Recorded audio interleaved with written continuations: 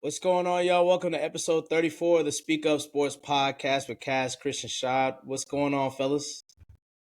What's up, man? Going on? Fantastic. Finally here. So let's do it. Finally here. Finally here. 24 hours before the draft. You know, the first round of the draft and draft weekend in Detroit. Got a little bit of big news in Detroit with them re-signing Amon-Ra St. Brown as well as Penei Sewell. Two big signings for them and extending those key players out for them. But with the draft being tomorrow, we got to get into our final top 10.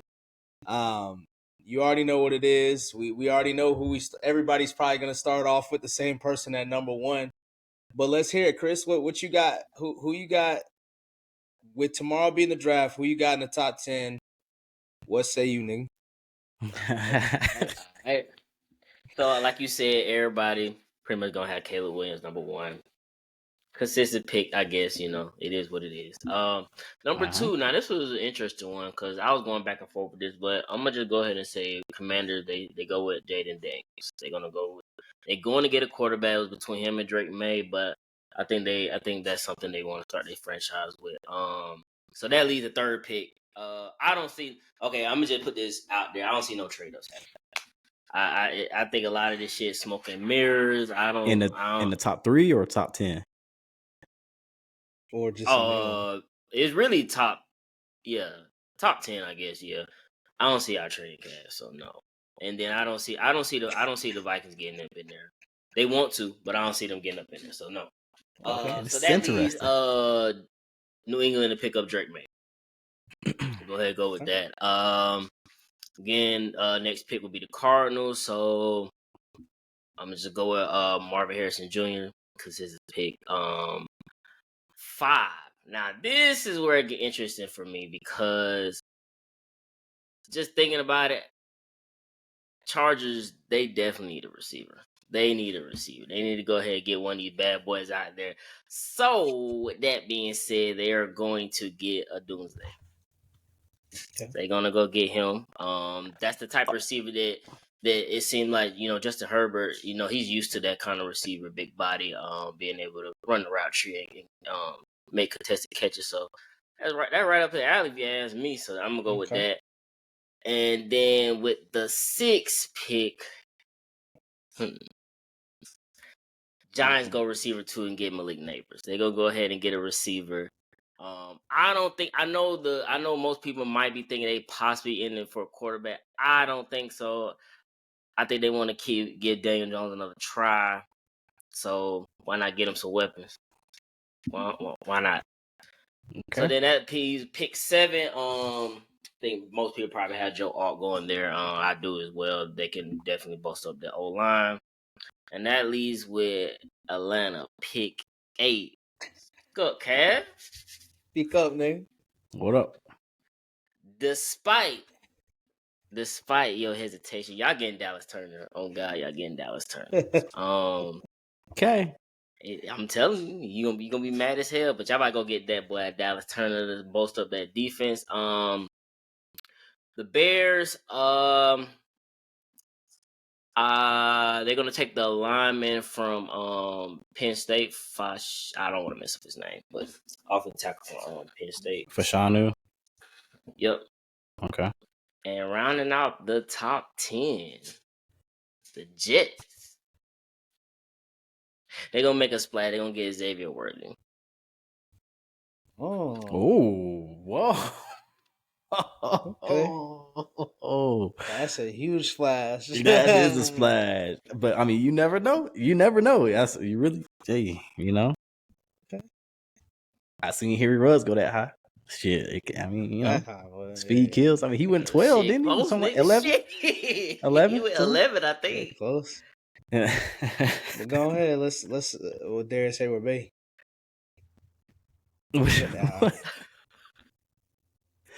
All right. So my 10 might be a little. It's definitely got trades in it. So I think it's a couple of trades that'll happen in top 10. I could be wrong. You could be right, Chris, where it all just stays chalk. But I think it's two I think people are really going to try. I think it's a couple of trades within the top 10 that's going to happen. I'm going to start with Caleb Williams, of course. 2, I got Jaden Daniels. 3 is where you see the first trade. And I got the Giants moving up to 3 and selecting Drake May. I think Drake May is a quarterback that Brian Daboll would like. Similar, I think, he has the traits that we've seen in the Brian Daboll offense. Not exactly, but he has the traits. So we'll see what he can do with his quarterback. And I think, with Daniel Jones, I mean, he's still coming back from a major injury as well. That's still a question mark. So I definitely, even if you bring in a quarterback for insurance, you're up there, you got a chance to get up to 3. Why not get the person that you really want? And I think that Brian Daboll would want him. So 4, I got Marvin Harrison Jr. 5, this is another trade. I actually do got the Vikings coming up to 5, and getting JJ. I was going back and forth on if I think JJ will fall out of the top 5. I think just a little too much smoke there, but we'll see. But I got the Vikings picking him at 5. 6, with the Patriots, I got them selecting Joe Alt. I think they bring in their tackle of the future. 7, this is a possible trade out spot, but I also have them select the Titans selecting a tackle, and I got J.C. Latham going to the Titans. And now at 8, because of how this shook out, both at 8, both Neighbors and Odunze are available. And I think it's prime real estate. I think it's prime, to fill offers. You got, and I don't think the Falcons want to move too far. So you're going down the list. You got even the Jets if you want to go down to 10. You got the Colts. You got the Jaguars. You got the Bengals, all in the teens that could try to move up. Shit, maybe even the Steelers there right at 20. But ultimately, I landed on the Jaguars coming up. Making a big splash to kind of get up at 8 and selecting Malik Neighbors. 9, I'm gonna go with Rome Odunze. Of course, we've seen, a lot of stuff lately with him and Caleb working out together. I think the interest is real. And if he's there, I think they strike on that at 9. And then 10, I got the Jets. I was going back and forth between tight end and tackle, but I'm going to have him going with Talise Fuaga at 10 and going tackle. That's my top 10. And that's what's going to happen. We shall see. In all offense, top 10, which is kind of crazy, but yeah. It's going to be a lot of offensive players going in the first round comparatively to defensive players. Definitely in the top half. But starting off, as I mentioned, Caleb Williams, we can go ahead and write that in pen. At number 2, I still think they should take Drake May here, but it's just too much smoke here in terms of Jaden Daniels. Even though it's been a little bit of a weird couple weeks with him, in terms of there being questions about does he want to play in Washington and whatnot. And then the whole ordeal with the visits and having multiple players there. But I think ultimately they go ahead and go with Jaden Daniels. At 3, I think the New England Patriots find their success. They're finally found their successor to Tom Brady and Drake May. They run the card up very quickly for that. And actually, obviously there's been a lot of smoke and speculation about moving up and trading up over the past few days. A lot of that is just posturing and a lot of nonsense there. But I do think, if Drake May was to drop, that's the player that, as you mentioned, the Giants, even the Falcons, some of these other teams would be looking to trade up for. But the Patriots go ahead and snatch him up. At 4, Marvin Harrison, he goes and he becomes the first receiver off the board. At 5, I've got the Chargers sticking and getting Joe Alt. At 6, this is probably the first. I don't want to say wild card, but the that goes against a little bit of consensus, which is I'm going with Rome Odunze here. There's been a lot of same thing, a lot of smoke in terms of Malik Neighbors kind of hinting that he might not want to go to New York. Obviously, New York has a history with Odell and how they kind of treated him there in terms of the ownership and the disagreements that they saw there. So I don't know. Obviously, there was the rumor that came out about if he should go to a big city or anything like that, and now there's also been some stuff about the shoulder injury and him might being a small medical flag. So I think he's actually the player that we see drop, and he's going to drop out of the top 10 completely. But with that being said, going to number 7, I got J.C. Latham going to Tennessee. And kind of like Chris, I don't think, like I said, I think there's been a lot of smoke about trade ups. There's probably not going to be a lot of trade ups. There never really truly is. There's a lot of smoke about 6 quarterbacks going in the first round, and obviously that never happens as well. But I do think this is where we see the first trade up with the Falcons, trading down a couple slots to go to with the Vikings. They opt to take the first round next year as opposed to taking the second first round this year. And they go ahead and go get JJ McCarthy here.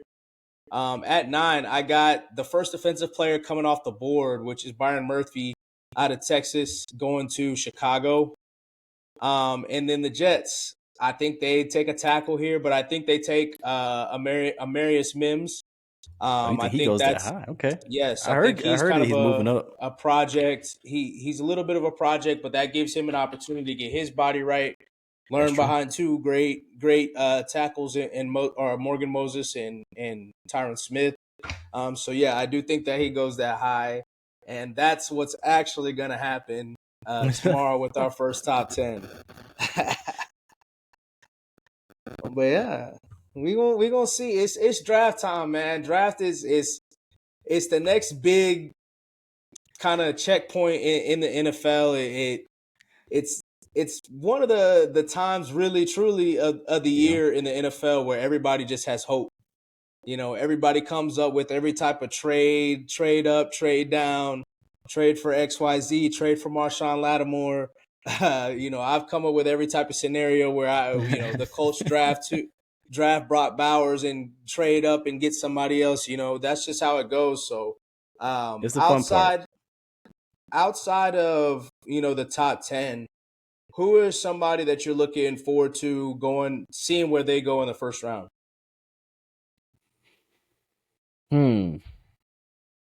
Honestly, go ahead, Chris. I'm just gonna piggyback off a shot. I mean, Brock Bowers. I mean, he's whoever he goes to, he could potentially change the outlook of their offense completely.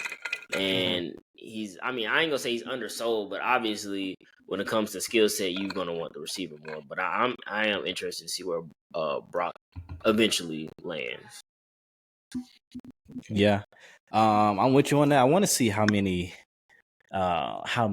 edge rushers, how many defensive players go in the first round period. I mean, we kind of talked about it a little bit right before you went, Shy, but like this is if you're looking at it, it's a pretty offensive heavy first round that is projected.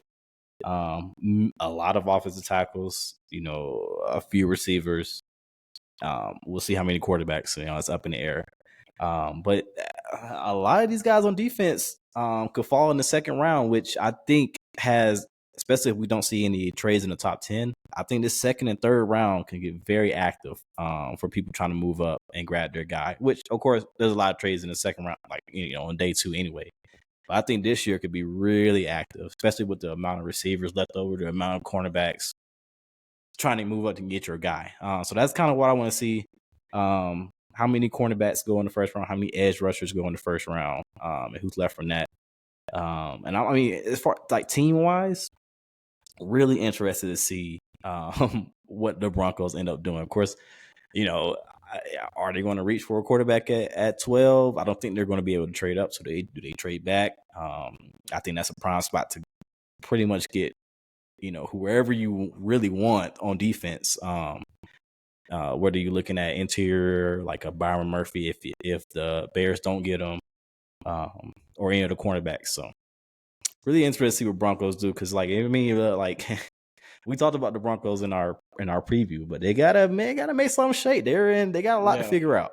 They got a lot to figure out, but they got to make some shake. You can't.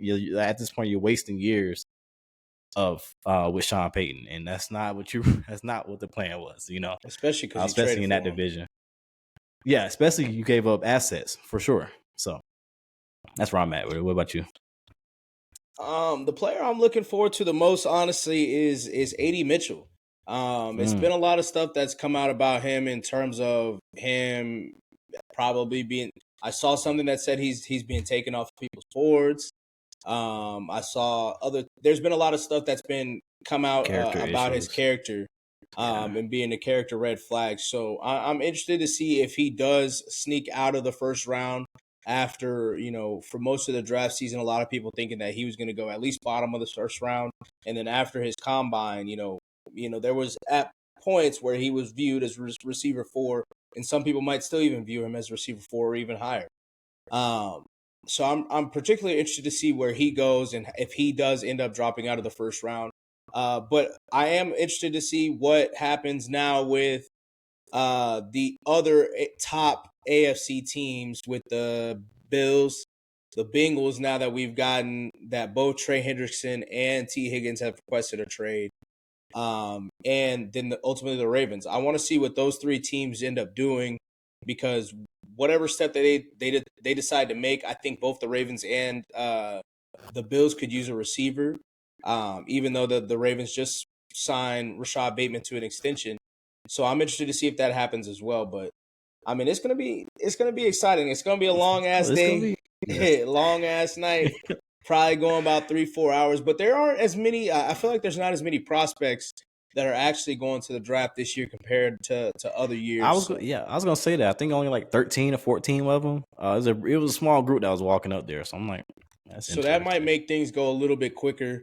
And it does seem like we're not gonna, based on the names that are going, it doesn't seem like we're gonna have a situation where we see somebody sitting into day 2 or anything like that. So hopefully, Darius Robertson. That was one surprise out of the people that got invited. I would assume that he probably got. I could see him going like late in the first round, somewhere like the Ravens. He's also got Raven. Yeah. That's exactly what I just picture that. You know what I mean? So I can see that. Over. So I can see if he has like a little, little problem, you're not gonna get past us. Then I ain't gonna lie, they're gonna give me some kind of agreements that you're gonna pick me, because I ain't about to sit there. I'm surprised that he's going. Like, really am. Yeah, that shit could be. So especially if there's only like 13 of you there. Like if you're the only one, yeah. So before we move to the NFC East preview, as we sit here today, who do each of y'all think your team is gonna get first round? Go ahead, Chris. We're gonna trade up against Arnold. I don't know who we trading up for, but we got to do that. Watch. You think you would need to trade up for him? Yes. Okay. All right. So let's say you, Cad. We know. Never mind. You've been. I'm all over the place. Yes, I get it. I know. But I'm gonna settle in on Leatu Latu. I really think it should be a trade back. I think 8 is too high for any pass rusher in this type of draft. But even if we stay at 8 and pick, I still think Latu has the potential to be the best edge in this draft. He has all the tools. Of course, the medical history is there. It's a real thing. But I like a lot of the familiarity with it. I like his makeup, what we're seeing, before the draft. I mean, he's hanging out with the right guys. He's hanging out with a Max Crosby, who, is the great guy to shadow and get tips from, go to, his camps and all that stuff. And then, Jimmy Lake. So I actually went back and watched like a couple of the videos and stuff from his freshman and sophomore year when he was at Washington with Jimmy Lake, our defense coordinator. And Jimmy Lake really likes this guy. And you can tell, like, really, when he had to medically retire, it really shook him. So I think he wants to give him that opportunity in the league, and I think he'll be good at it. So I'm gonna go lot 2. Okay. So I will say, yeah, who is it? Who you think? Call your shot. If my top 10 goes like how I said,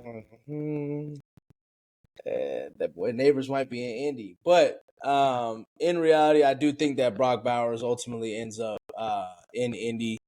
I think that there's a strong chance that probably all the guys that Indy want in Brian Thomas Jr., Dallas Turner, and Brock Bowers will likely there's a strong chance they could all be there at 15. But I think they ultimately end up going with Brock Bowers in the end. Even if they do trade down, because if they're able to trade down and go back a couple spots, maybe with the Rams or Jacksonville, I don't think any of those other teams are, especially once again now that the Bengals news has come out, I don't think any of those other teams are going to be taking a tight end. So Brock Bowers could see a bit of a slide. Yeah, I was thinking that too, especially like with the Saints. Gosh, I think we got news today that who retired today. Their guard retired. Like you already know what's going on with the tackles. I think they're definitely going O-line in this draft. Yeah, and they're at 14 right before y'all. You have to, yeah. So I mean, it's not a lot. Like I don't see the Seahawks not going for really a pass catcher. I think the Seahawks are round. I don't think I think the Seahawks are who the Eagles are trying to get above. Oh yeah, that's fair. Jacksonville, yeah. I don't know if they'll go tight end, but I don't think they'll go tight end. They just signed Evan Ingram. Yeah, I mean, you got a point. Yeah.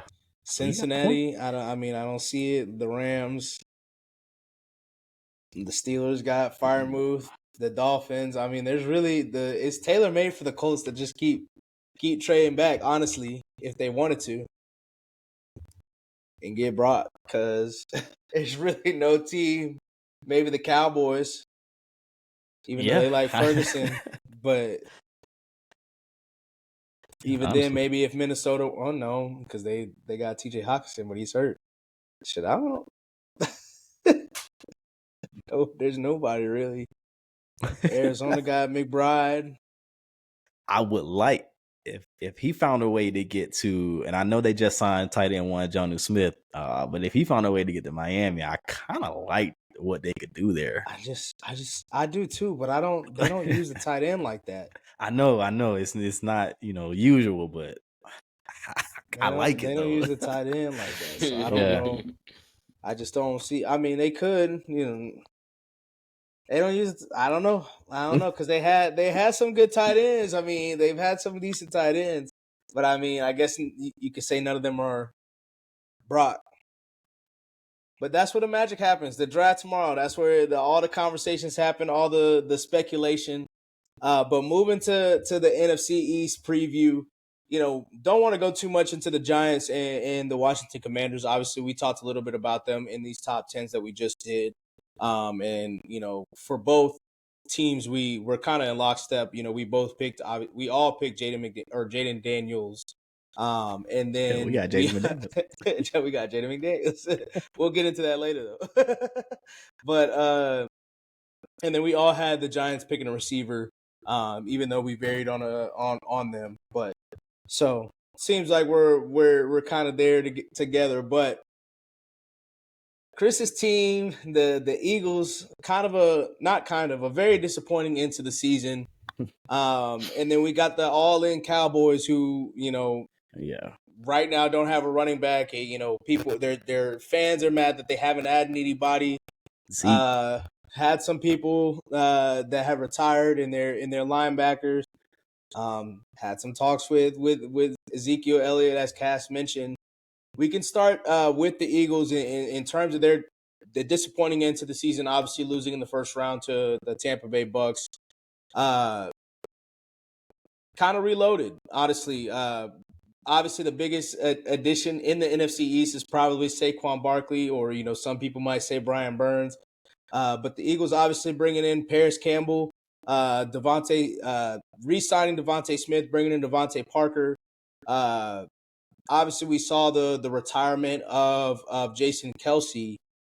what do you obviously Christian thinks that the Eagles are going to trade up. Where do you guys see the Eagles? How do you feel about their offseason moves, and where do you see them going moving forward into the first round? I'm gonna let you go with that, Chris. That's your squad. Speak up. Speak up. I mean, Two new coordinators. Trading a yeah. I pass mean, rusher. that's always gonna be tough. I like what we did with our offense. You know, I like the fact that we did re-sign our guard, re-signed Devontae Smith. We already got AJ on the contract, and we just signed Saquon Barkley, and we signed Jalen Hurts last year. So I'm liking the direction of our offense. It just remains to be seen how they're gonna look with the new coordinator. Defensively, that's where I think most of our focus is gonna be on during the draft. We got some work still, man. We still got, especially in that back end. Like, I don't even know who our linebackers is. Oh God, but we definitely got some work to do, and that's why I do Devin White. believe. Watch out. Yeah. Watch out. But I do believe we will we will trade up and get a cornerback. But I mean, Okay. the outlook for our team is looking good in my opinion. It's just like I said, the biggest issue is going to be seeing how they mesh with the new coordinators. That's my biggest thing. How much leash you think there is in this For type of who? season? For your Nick. boy. Yeah. For Nick. Hey man, Nick brought And us. to get this offseason right, really, for Howie. Like, you got it. Shit. I mean, Howie, I can't speak on that. I think I ain't gonna lie to you how they treat him in that building. He's a size. His leash is wherever he feel like he want to leave. Nick, on the other hand, I think they're gonna keep that shit short. Like, they're going to really, like, I guess, limit the excuses from him. Because at this point, you're not going to be running the offense. You don't run the defense. You're really just literally the head coach of the team. Like, you making sure we up on game days or whatnot. And I think if a bad season, as in we don't even make the playoffs, yeah, it's over with. I don't think the leash that long for him. It's gonna be an interesting season for the NFC East, as a whole. Talk about the Eagles. I mean, I'm kind of with Chris. It will mainly come with how they mesh with the coordinators, because really that from the outside, I mean, of course they had some personnel changes, but the mesh with the coordinators was not there. It was not healthy, as you can see going forward. So that's a big thing coming this year on both sides. But defensively, it's a lot of questions. You gotta of course figure out the secondary, but there's also questions on the defensive line about people that you spent draft capital on and giving them a chance, like Nolan. Make sure that he if he takes a step that he's able to.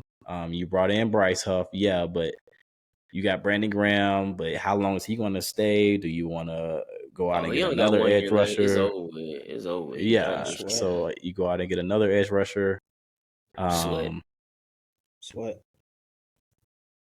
Yeah, you're right. You do got a Sweat there.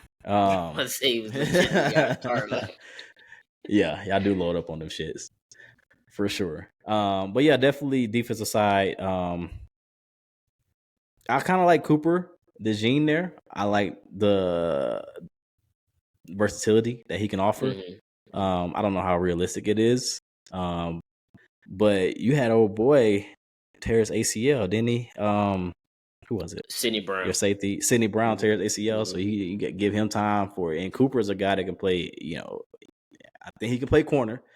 Don't get me wrong, but he can also move around, play safety. I don't know how much an actual nickel is, depending on how was your defense looking like. Because I don't know if he's moving like that, but definitely can play safety, definitely can play corner.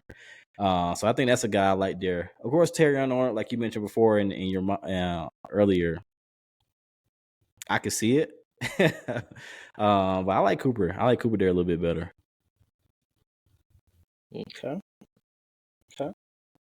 Oh man, the Eagles tough season. But I think they've had a pretty great offseason in terms of obviously replacing Hassan Reddick with Bryce Huff. making that trade. Obviously, bringing Chauncey Gardner-Johnson back as well. You know, getting Isaiah Rodgers, that's going to be an underrated, in my opinion, pickup. Obviously, he didn't play last season, so there's a possibility of, drop off and stuff like that. But with that being said, I don't actually think that corner is as big of a need as most people think, because now we're talking about, Isaiah Rodgers can play. You got Darius Slay. You obviously have James Bradbury. Avonte Maddox comes back. Chauncey Gardner-Johnson can, he's versatile, can play, both safety and can play outside, inside safety. And then you got Keely Ringo that you brought in last year as well, who got sunburn and stuff like that. So I don't think they necessarily need to press or trade up to go get a corner. If somebody like Terrion Arnold or Quinyon Mitchell falls to them, absolutely go ahead and take it. I actually think that they go ahead and look at getting an offensive lineman here. In the first round, there is a bunch of great. Obviously, we've talked about so much. It's a great offensive tackle draft. With Jason Kelce retiring, we could see Lane Johnson maybe following suit in the next 2 years or so. So I see them kind of replacing him and going that route. That's fair. Yeah. I agree with that. If they don't trade up, they're going O-line, man. It's because I just feel like they don't need to press. Isaiah Rodgers, hey. Yeah, but James Bradbury trash though, for real. I don't say that jokingly, but like, I mean, getting him back with what's my boy Fangio. He might him be back with different. Fangio, he might be better. Putting you him believe in that, better Chris? Positions. Yeah, I actually do. Bro, we had him playing in the slot last year, bro. I'm not trying to hear none of that, bro. And like I said, you still got Isaiah Rodgers if he's trash. I think Keely Ringo could be good. He offers versatility, obviously, too. He can play safety if he wants to. So, I mean, shit. Hey. Fault name. But let's go to But I do think that they do need I could see them also trading back and picking up a linebacker in the second round. Obviously, we made the joke about Devin White, but Devin White's trying to revitalize his career, obviously, with the Eagles. So I could see them rocking with him and then trying to bring somebody else in as well.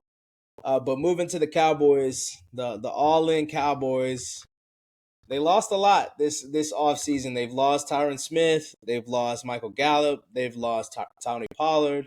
They lost Jesus Christ. They lost Tyler Biotish. They lost your boy Dante Fowler. Stefon Gilmore is still a free agent. Who knows if he ends up going back? But thus far, it seems like they lost him. Jonathan Hankins was kind of their run stopper. So far, they've lost him as well. Not really bringing anybody in. Haven't really brought anybody in. Not to mention they lost a starting defensive linebacker. Coordinator? Nah, if I say linebacker, he out for his career.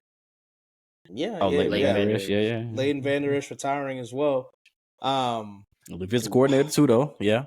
Defensive coordinator. Got some. You bring in J-Ron. They lost J-Ron Curse too, didn't they? Yep. Yeah, he went over. So at this point, the Cowboys, lucky for them, they have been a pretty good team over the past few years. They've had a lot of depth on the team, so they can afford some of these losses. But in the draft, what do you guys kind of see them doing? And what do you, in terms of their future? Obviously, we know the issue. We've talked a little bit about the issue with Dak and his contract.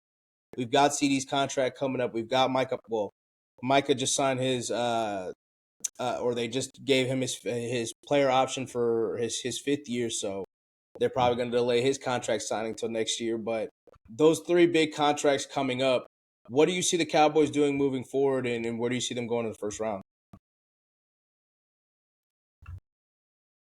I'll go first with this one.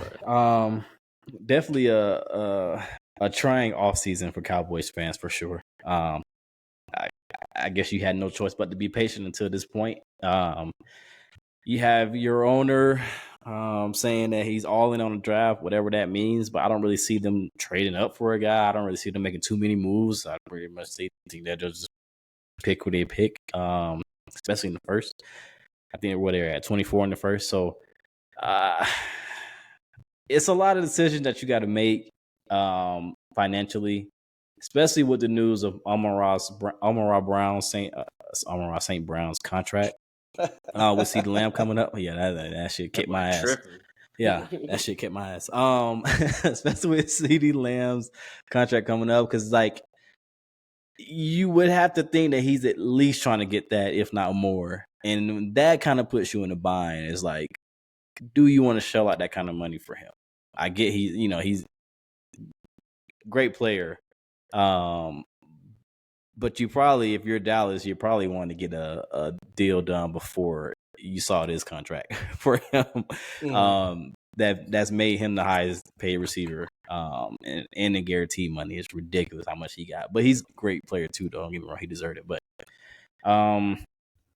first round, I think you stay at 24. You pretty much get the best offensive lineman that falls to you, whether that's interior or tackle. I think at that spot you'll have. Of course, it depends, on how everything goes, but you'll probably have maybe Troy Fontenot maybe fall to you. Maybe Amarius Mims does fall, or even if you want to look interior with a Graham Barton. But I think you got to go offensive line in this first round. I don't really see them going receiver. I don't see them going edge or nothing like that. Corner is nah, probably not. So I'm gonna go offensive lineman. Pause. The Celtics are trash as fuck. Oh my god. Did they lose? Yeah. Yes. Y'all don't want to see us. Y'all don't want to see us. Fuck y'all, bro. Okay. If y'all losing to these niggas, okay. Y'all better not make this a series. But go ahead, you Chris. Gotta handle your business with these guys. Go ahead, though, Chris. I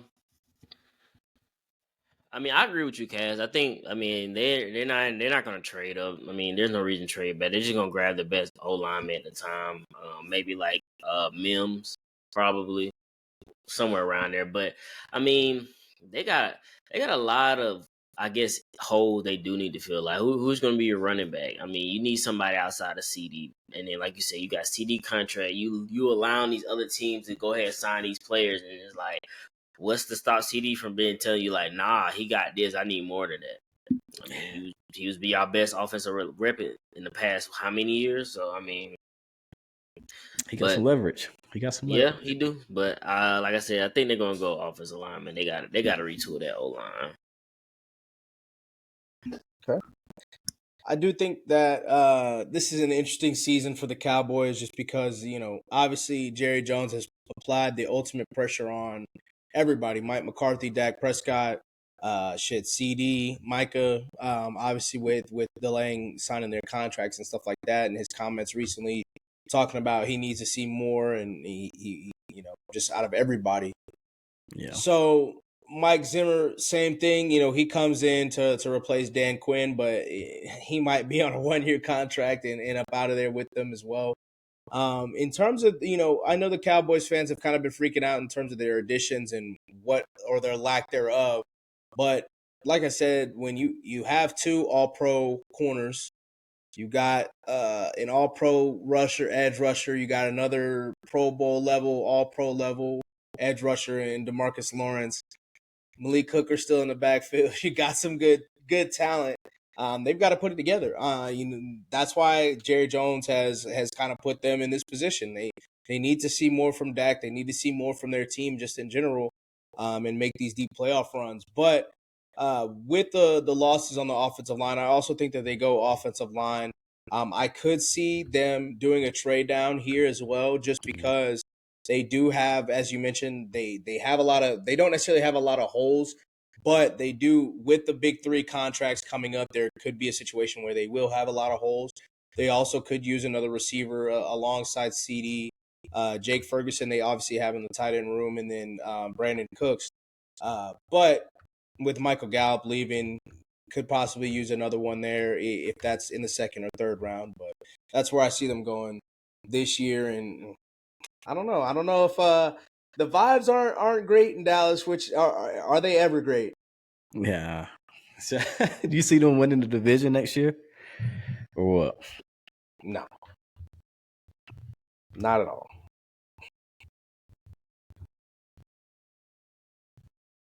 Hell no, trash ass. Sorry, Nah, I don't see it. I think that it depends on. Obviously, we're a day away from the draft, so a lot is going to be hinging on what happens with the draft, and then there's going to be obviously some signings, maybe on Friday, Saturday, Sunday that we see from the free agent market. But I like the offseason the Eagles had, so I would probably tab them as the favorite right now. Okay. I'm in the same boat for sure. And we already know where We'll Chris see. stands, so we can leave it at that. Really the favorite. Commanders. Clearly, I don't know about that. But with the excitement in the NFL draft, we obviously also had the complete start of the NBA playoffs. We talked a little bit about it last week. Obviously, we couldn't get fully into it due to the play-in. In the play-in, we saw the Lakers prevail. We saw the Pelicans prevail as well. And then on the east side, we saw the 76ers and the Heat prevail. We gave you the 4-5 playoff predictions and the 3-6 matchup playoff predictions. But even though we're a game or so into it, let's go ahead and give the predictions for the 1-8, 2-7 on both sides. Let's start with the West with the 1-8 Thunder versus Pelicans. All right, I'll start in the West. I'll try not to let that one game kind of sway me, because it was a little tight, and the Pelicans really should have won that game one. Of course, they're playing tonight. So by the time this comes out, we'll have kind of results of where this is heading. But I'm gonna go Thunder. I think they end up pulling it out. I think Zion still is a big loss for that team, and I don't think Brandon Eagle can pull it off. And CJ McCollum, yeah. It might be over for that guy. I'm not gonna lie. So I know he injured. He been injured over the past few seasons, but he might be cooked. yeah, I think. And CJ is one of my favorite players. He might be. I like CJ. He's one of my favorite players, bro. so it hurts me to say, but it might be over with him. Yeah.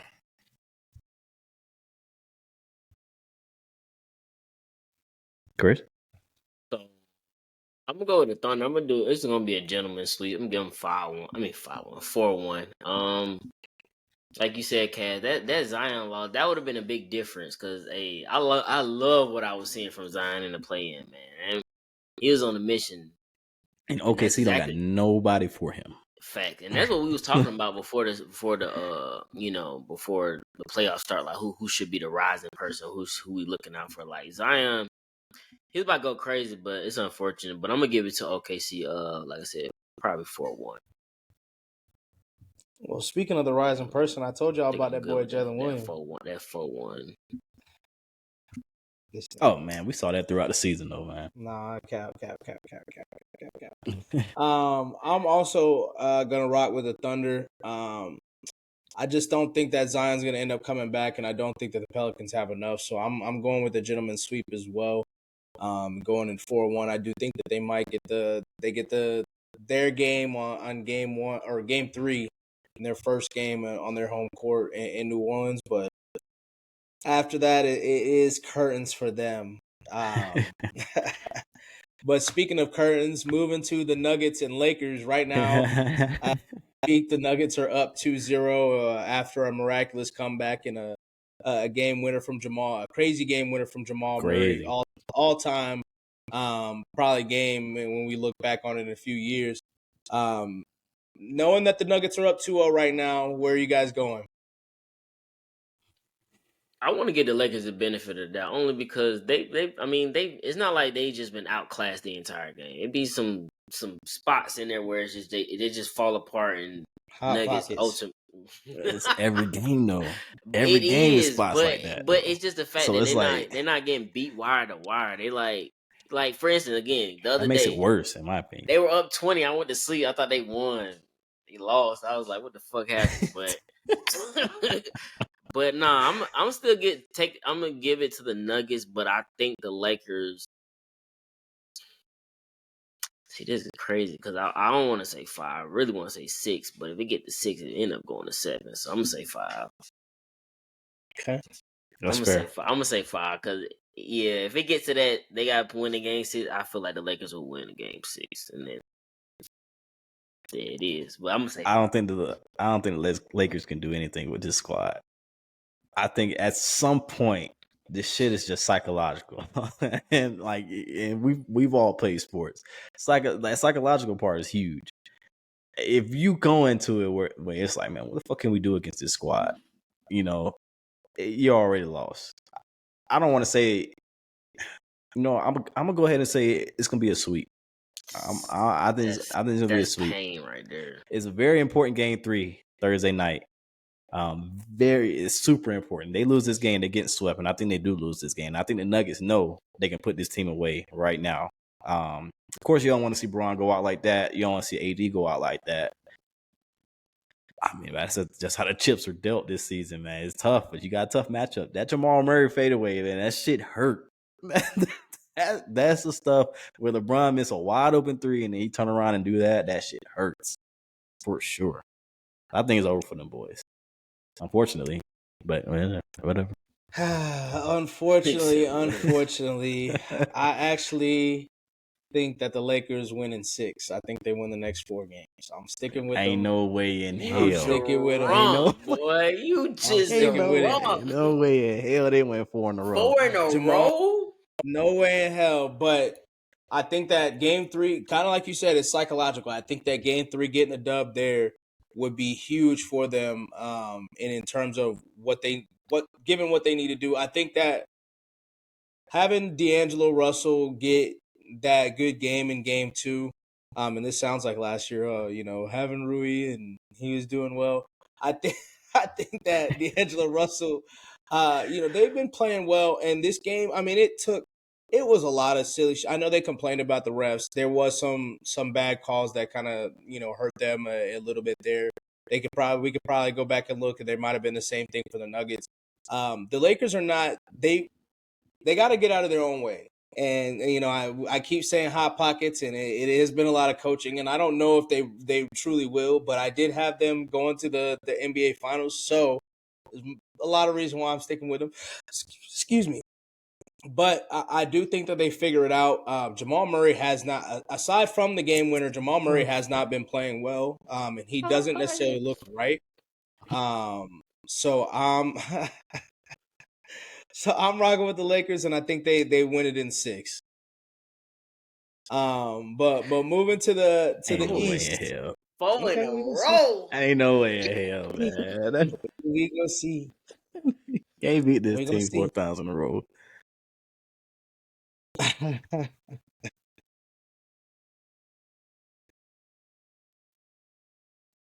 But moving to the East, we got the Celtics versus the Heat. Now we officially know that it is 1-1 tied up. Given what we know now with these trash ass Celtics, who you guys got out of the Celtics and Heat? Fucking trash. I guess I'll start this motherfucker off. Look, man, this is what. See, you talk about the Nuggets and the Lake. Man, no, these are fucking playoff demons. These motherfuckers need to get over. I don't know what the fuck going on, but we should be up 2-0, but clearly we not. I'm still gonna give us the 5. The fuck you want to say 5? Whatever. 4-1 win. They gotta get this shit out of their system. And the fact that they ain't got Jimmy Butler or Terry Rozier, ain't no fucking way y'all should have lost this game today. That's an indictment on all these motherfuckers out there. But I'm gonna let them slide. They spoke, man. Talking like he's Godfather or something. Anyway, clearly the Celtics, we don't know the fuck to do it. But look, that's why I wanted them first round. I was hoping it was a Jimmy Butler, but that beside the point. They gotta get over this shit. I mean, the path is clear as day. We're gonna talk about Indiana because I told y'all they not gonna fuck with Indiana without Giannis. But we're gonna talk about that later. The path is clear to get to the finals, bro. They just need to muscle up and fucking get it. Y'all can't fuck with us, y'all. I'm sorry, y'all can't fuck with us. Y'all losing to Miami. No, path clear, bro. Path is clear Y'all as losing to day. Miami. Y'all losing to Miami. Bruh. I don't want to hear it. I don't want to hear it. Let y'all lose again to Orlando. I know something. Orlando ain't Miami. Oh shit, Orlando Miami better than better. Miami. Shit, not Orlando is offensively. better than Miami. Shit, we seen they offense. Okay, so First of all, Paul, they hit a fucking franchise record for threes, bro. This is an anomaly. I don't even give a fuck no more. Fuck that game. Oh, you already moved past it? That's like fair. last Hell year. yeah. Okay, They didn't hit no 23 Jimmy Butler threes, to bro. come That's back. It's psychological. that's why I said we got that. That's why I want to play them. I was like, fuck that. Play these niggas. Yeah, I hear you. And be careful what you wish for. You just might get it. Oh, like Cass wish the Nuggets What say played you, the Lakers, Cass? and now they getting their ass smacked around their motherfucking court. What you mean? Didn't you say you wanted the Lakers play the Nuggets? Hell no, I wanted the Lakers to avoid the Nuggets. Cap. They got smacked by Thunder anyway. But go ahead, Cass. You can be your 1-8. Nah, Lakers probably would have beat Thunder. Anyway, I'm gonna go Celtics in this. Yeah, for real. I'm gonna go Celtics in this series. Y'all just gotta stop playing around, get that shit together. I think it does go 5. I think y'all win the next 3 games, pretty convincingly. But like, don't play around with this team. You cannot go to a game 6 or 7 with this team in the first round. That will be so bad for you guys. So you got to stop playing with your food. Close them out. But I'm gonna go Celtics in 5. Although in 2008 when we won last championship, we won 7 games, round 1 and 2000. There you go with that 2008 shit. Hey, we was 1 versus 8, and we went 7 round 1 and 2. 16 years ago, bro. Come on, bro. I know you're not still living on that shit Doc. I'm just saying. Yeah. And we had Doc, bro. You know. Did the they odds even have podcasts in 2008? For real though. Hey, 2008, bro, they didn't have iPhones. They definitely didn't have. Like, what did they have? Lord, bro. I don't know what this man talking about. I'm just saying. Dial up internet. You had a 2000s party. Now you stuck in that mode. That's funny. Facts. Oh God. But I'm gonna make this one easy. I think the Celtics they get it in 5. The Heat are not good, but they somehow continue to win over and over and over again. But yeah, I'm going with the Celtics in this one. So we can go ahead and go to the Knicks and the 76ers. The Knicks are up 2-0 right now. Obviously, we've seen a crazy game from them. They should be down. They should be tied 1-1 for sure. But who do you guys got with the game going back to Philly? I ain't gonna lie to you. This game, it got game 7 written on it to me. I mean, the Sixers playing them hard. I mean, that last sequence, you don't want to blame the rest, but god damn, the nigga was getting mauled. Yeah. So I don't know. Yeah. I think the Sixers can pull these next 2 games out at their home court, and it's a back and forth series type shit. I really do think it's gonna go 7 games, but who I get it? I'm gonna get an edge to the Knicks though. I'm gonna give it to the Knicks. This is a tough one for me to pick. Going into it when it was first announced, when they first won the first play-in game, the Sixers, I thought, okay, this is a team that can upset a 2 seed. But I don't know if Joel can last. I really do not know if he can last that long. Every single game is something. Every single game. And that at a certain point, it's like, dude, like it's no point of you even being out there. He is dropping 30 plus. He is balling when he's out there, but you're also hindering your team in other ways that requires hustle. Can't get rebound. The defense that you used to play. A healthy Embiid's defense. A healthy Embiid's rebounding. So it's like, it's tough to still stick with this team, but I'm gonna do it. I'm gonna do it. And I'm gonna go with the Sixers to pull this off. And I also think that this ends up going 7. But it's going 7. Caveat. Oh God. caveat: if Embiid gets hurt again, then shit's He like. gonna get hurt game What you 7. got? You got the Knicks. I can't pick the Knicks though, man. I'll be honest with you, man. I do not like this team. I know they play hard. I know, like all Look, that. But man, I look, they think this got shit him is fool's playing, gold. boy. Till, I They think got it you is. better Hartenstein stop out there. playing.